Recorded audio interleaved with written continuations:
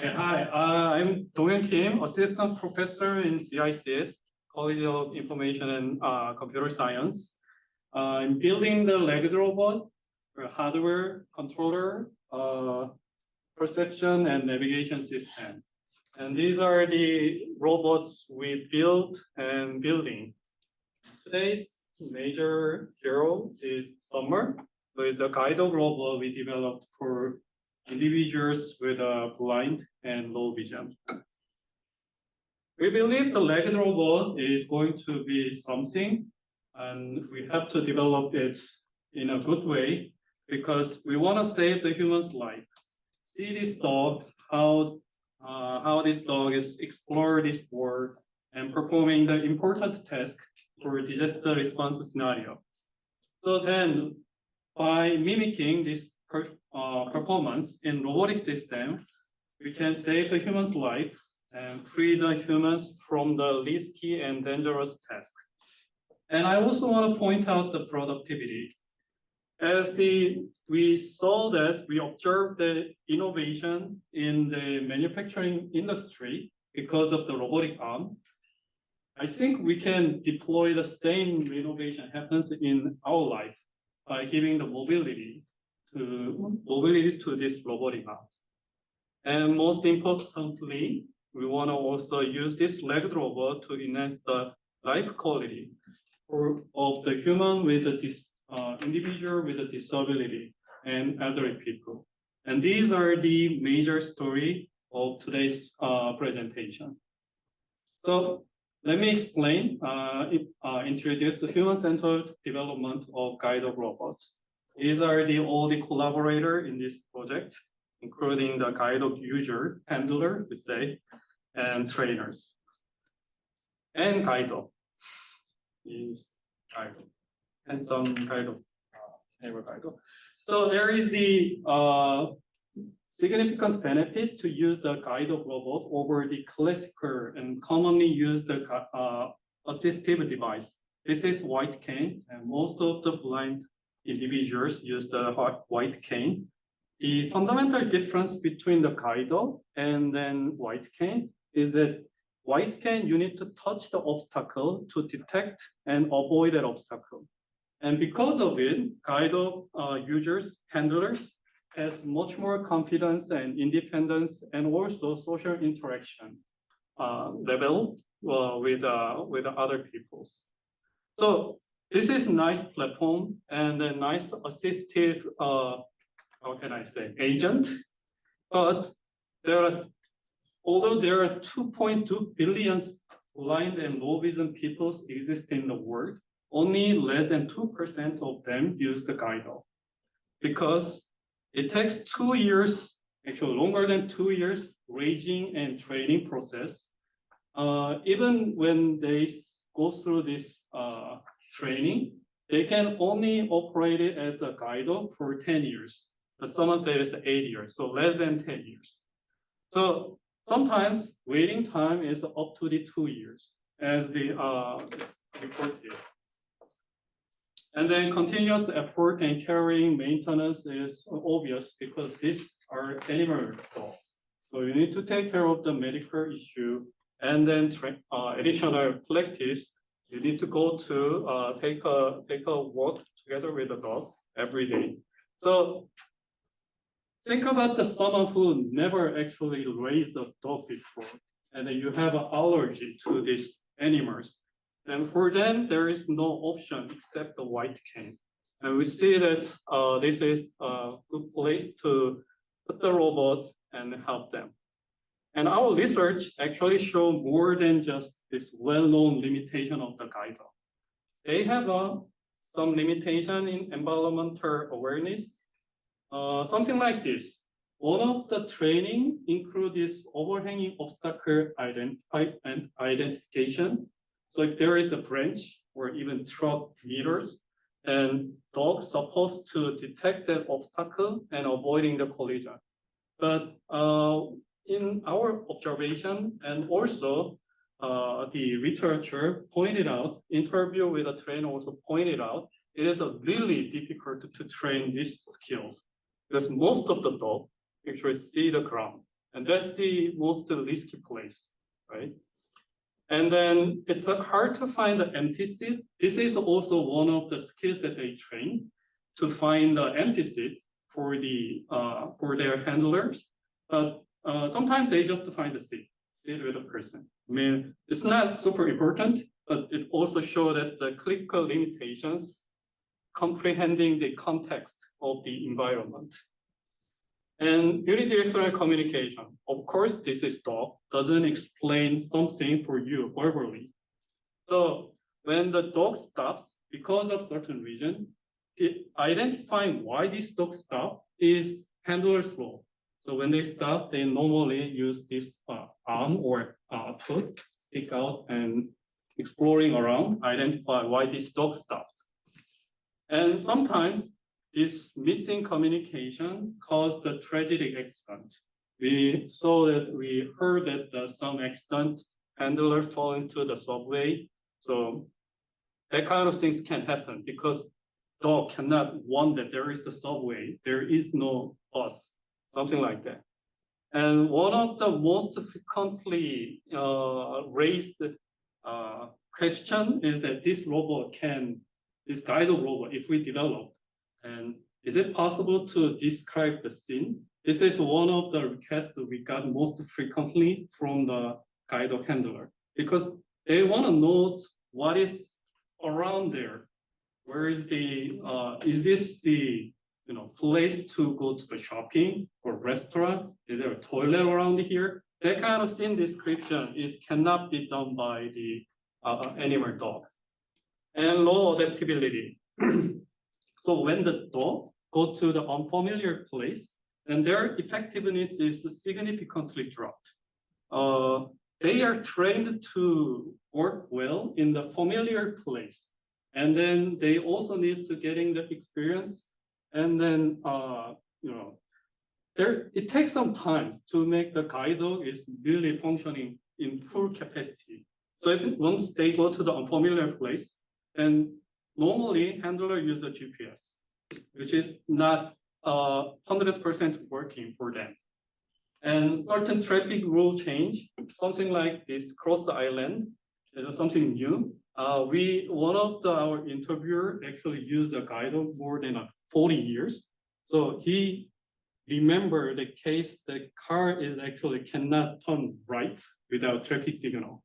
And once that kind of traffic rule changed, then entire training sessions for guide dog must be changed as well. And introduction of this kind of the technology, for instance, electric car, guide dog actually, because they are dog, they don't use the vision that much. They use the sound more and smell more. Electric car doesn't make the noise like an engine car. And this lays another challenge. Guide dog trainer also complained that it is really difficult to let the guide dogs identify the upcoming electric car. So that kind of the limitation is inherited in this living creature. So let's move the point to the quadruped robot a little bit. This is kind of the quick overview of the quadruped robot. This is picked up 2008. It's a surprising. This might be the arguably first moment we believe that maybe we can use the quadruped someday in the future, because the robustness this robot show is way above the expectation of that age. But this robot using car engine and hydraulic actuator, making a lot of sounds, and size is this big. So hard to expect that this robot is compact and near to the human, but they made it. Boston Dynamics in 2019, they released the Spun Mini, probably the first commercial quadruped robot, still a bit large to right next to the human, but still it's a impressively high performance legged system. From that point, there's lots of progress in this couple of years, including some of our work. And now we're pretty comfortable to put this robot right next to the person. Before even before 2 years ago, I didn't believe the ideas to put the robot right next to the person, because I seriously worry about that robots fall down to the human or making them malfunctions. But this trust to this hardware happens not only because it can work well, but also it can do more than just walking. This is one of the work I've done. So this robot can run like 4 meters per second. I can drop it from the 2-meter height, but it's still stably landing. And it can even make the balance with the 2 foot. So now we actually can see that a lot of agility this robot can handle. So that's why we decided to move on. Of course, we are not the only one who think about using this robot for the guide as the guide. But I want to say that there is not many teams who care about the user's perspective this much, and we are the one of the few unique teams who care about the actual interaction in the real world between the animal guide and then guide handlers. So let's make a quick quiz. So these are the robots developed in the UC Berkeley. It's a quadruped robot with some sensing system, camera, and the computer connecting pulling this person with a wire. Can you find what's the problem of this system? This system, okay. It uses a wire that can it's not a stringent or like a solid that can guide the human being that is visually impaired. Okay, great. It's actually first time I heard it answer. I see that answer this quickly. Yes, exactly. This robot using this wire, soft reach, which is not allowed to use in the Guido, because one of the basic things Guido must do is to stop the handler when there is a risk. But if there is a wire, then it can only pull, right? Cannot push back. How about this one? To give a hint, this one actually uses solid handler. Just explain.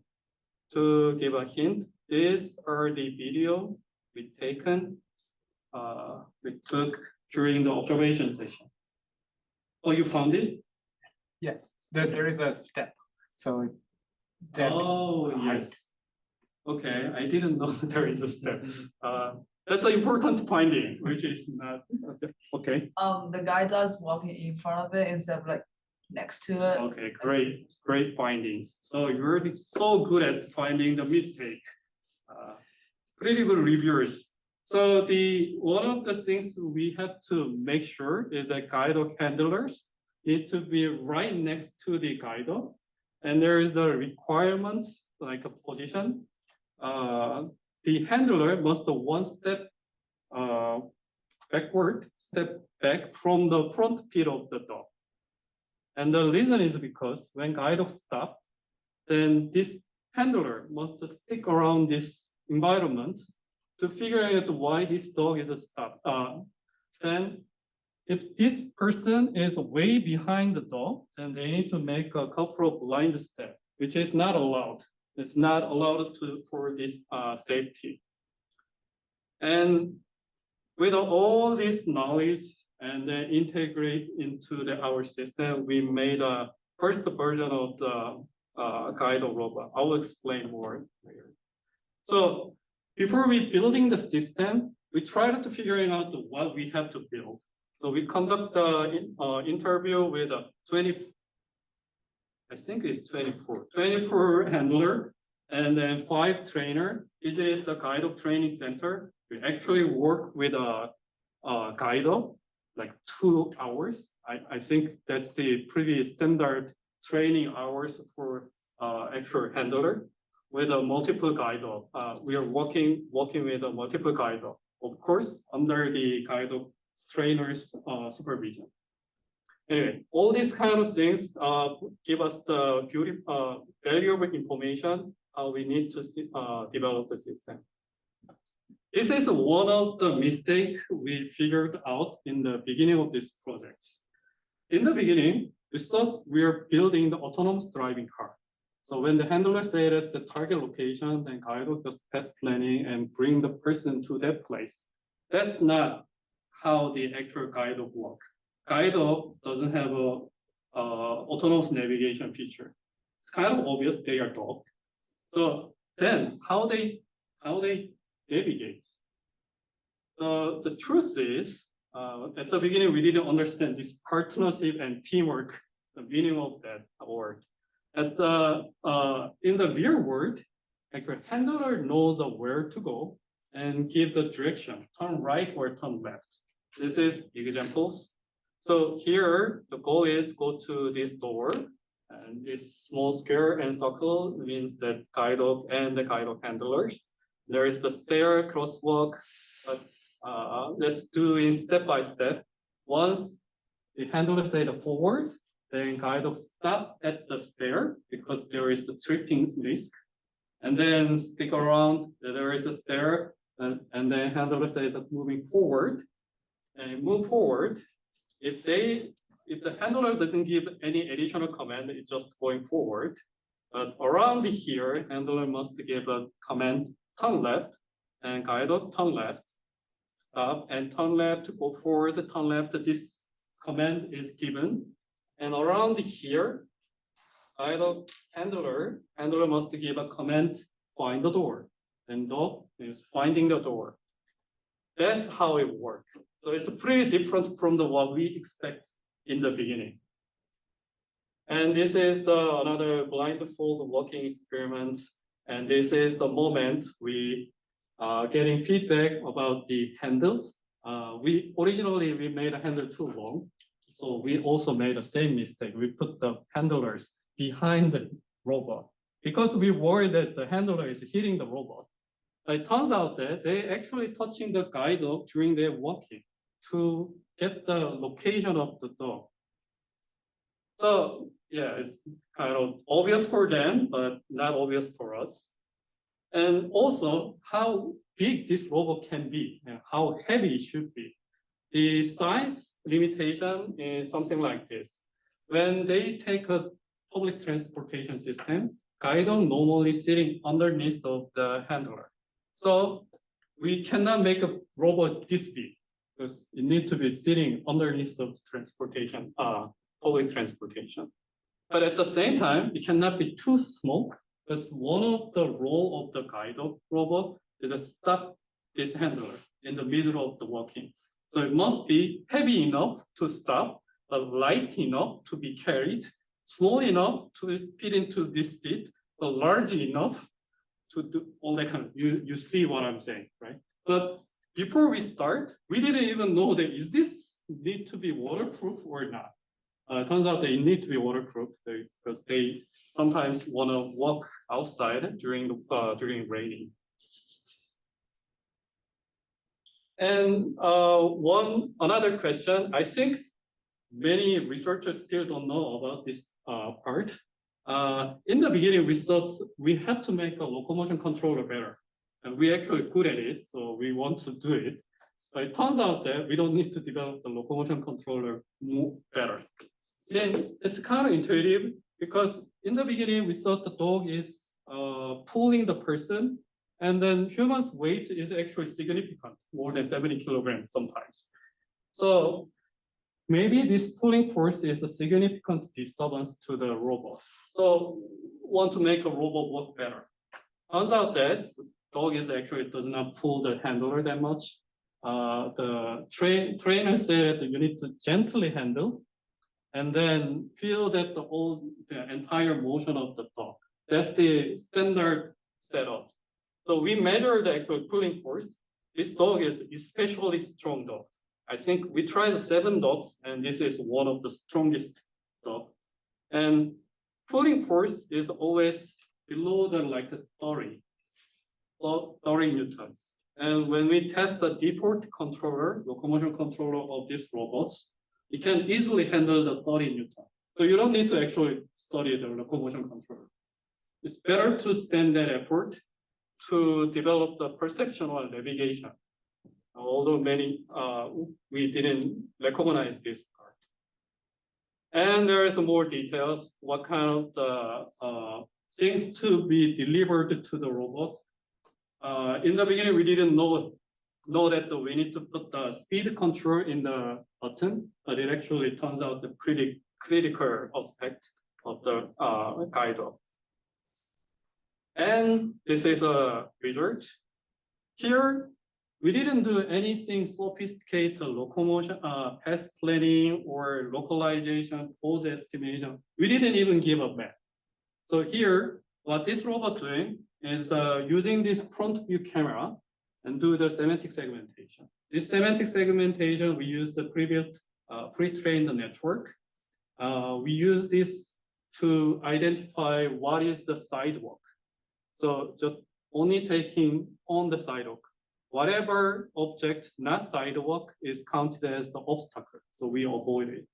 And when we select the path, we have a candidate path, and then select the obstacle pre-path, given that directional cue. But as you can see, between the obstacle avoidance and it bring this blindfolded handler to the target location. Of course, robot doesn't know where the target location. Target location is given by handler. So maybe technology-wise, this is pretty preliminary system integration, but we developed these systems practical for the actual stakeholder, like guide dog handlers. And then at least we copied the basic capability of the animal guide dog. We know this is less than 1% selection of the animal guide dog provide, but still it's an important step toward it. And there is a remaining question. These two are particularly critical and difficult to answer. We see that high trust from the handler to guide dog and a high sense of agency between these two agents. And they say that they trust this dog because they rely on this dog of their life. So safety is one of the critical things, and trust is one of the most important factor need to be built between this agency. But it's also important for robot designer because it determines when I can introduce the autonomous navigation. Guide dog handler and guide dogs experiencing the same route every day. So at some point, guide dog doesn't wait handler's cue. And handlers also comfortable to just follow the guide dog without giving the directional cue because they know where to go. But this happens only when they trust each other. And how to build a trust between robot and the person. And this question is something we cannot answer because we don't have that robot yet. And another thing is sense of agency. When something bad happens, then guide dog handler normally say that's my fault. And this implies a high sense of agency. Who take the responsibility for the result? And guide dog handlers have a inherent understanding what dog can do, what dog cannot do, and then it's a kind of building the clear boundary between this in terms of the responsibility. But this is possible because they are dog. Once we bring the robot, it's hard to measure how much expectation they have, and also hard to explain how much things the robot can do. So obtaining sense of agency is also another challenge a robot going to have, which is not existing in the animal dogs. And we cannot answer this question at this point. We know it's important, and then it's critical to decide at autonomy level, which is going to govern the entire navigation programming software work, but we don't have the answer.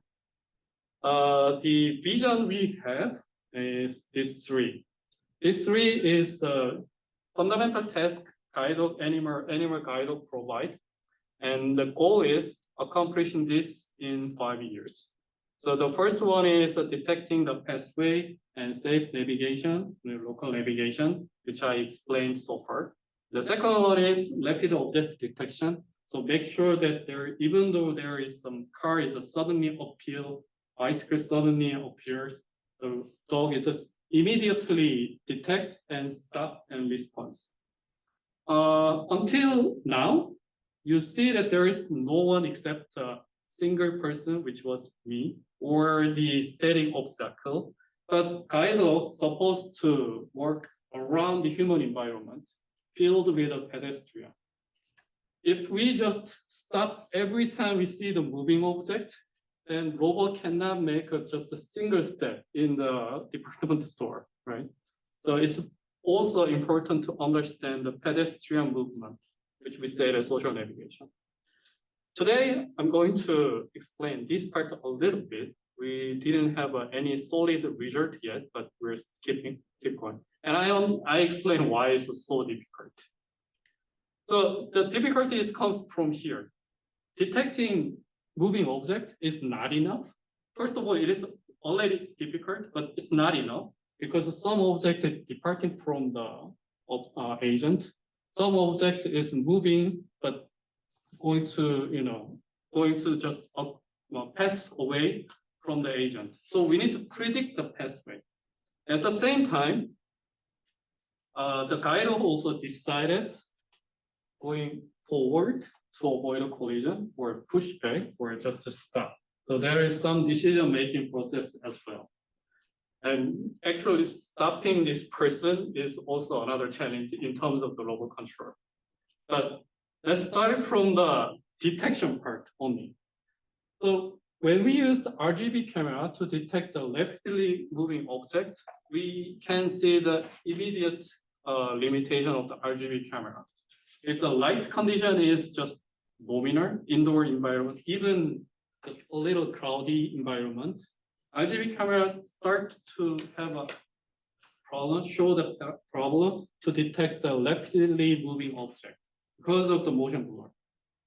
And we tried to find some sensor who can address this limitation, RGB cameras, low frame rate and dynamic range. We found that event camera, which has the extremely large high frame rate with a high dynamic range.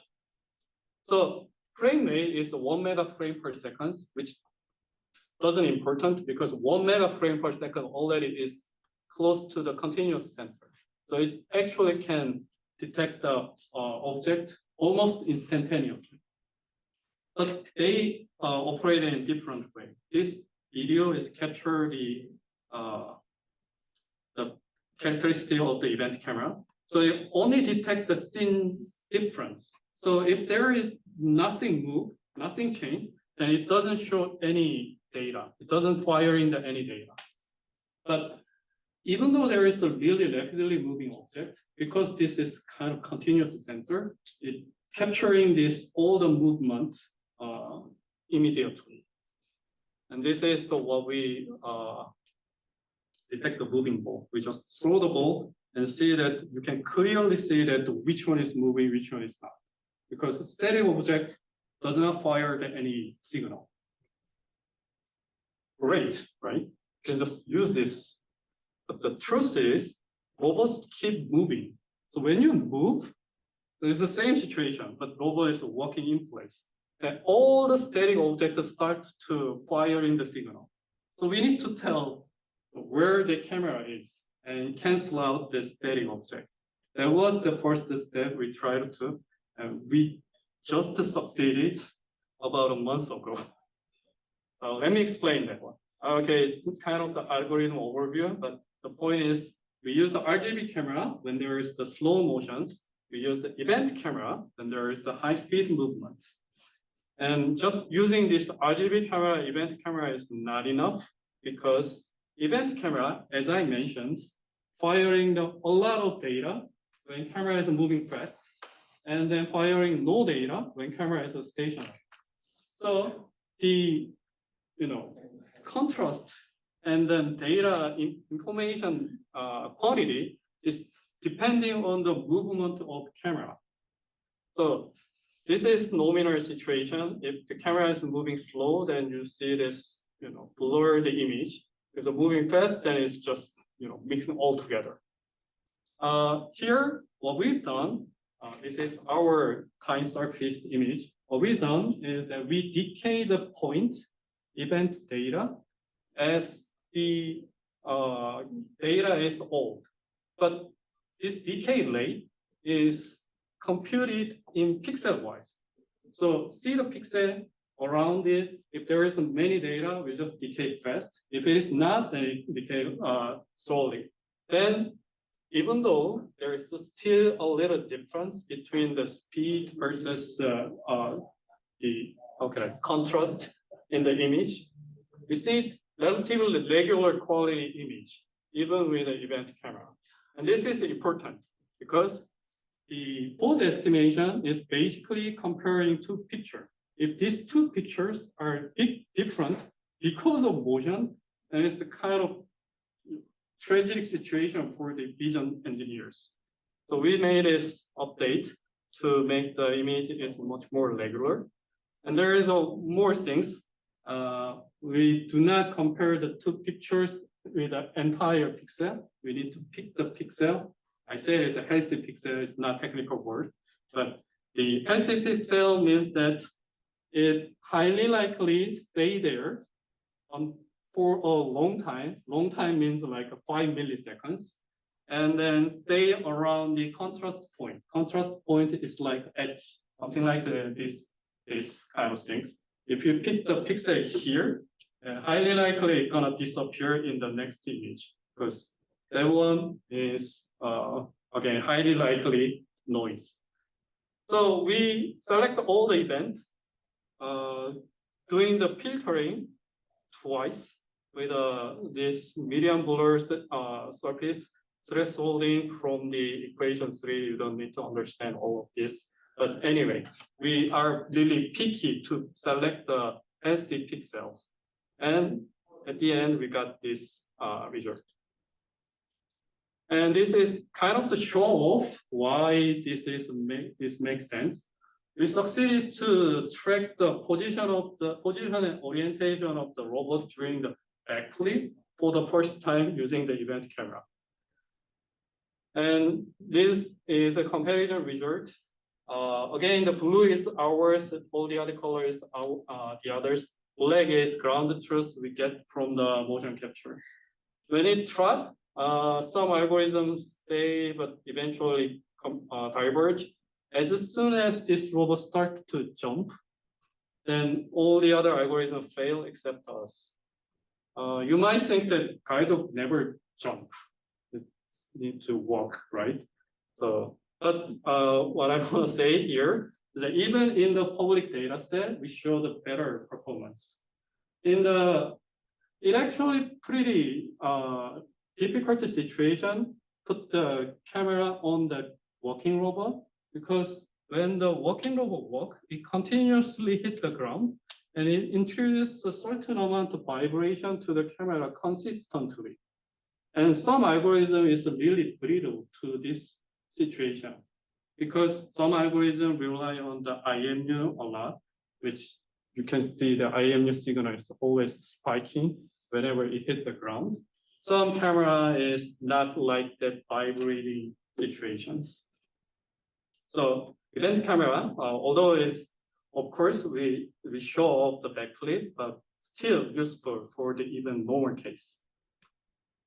We did some obstacle detection things.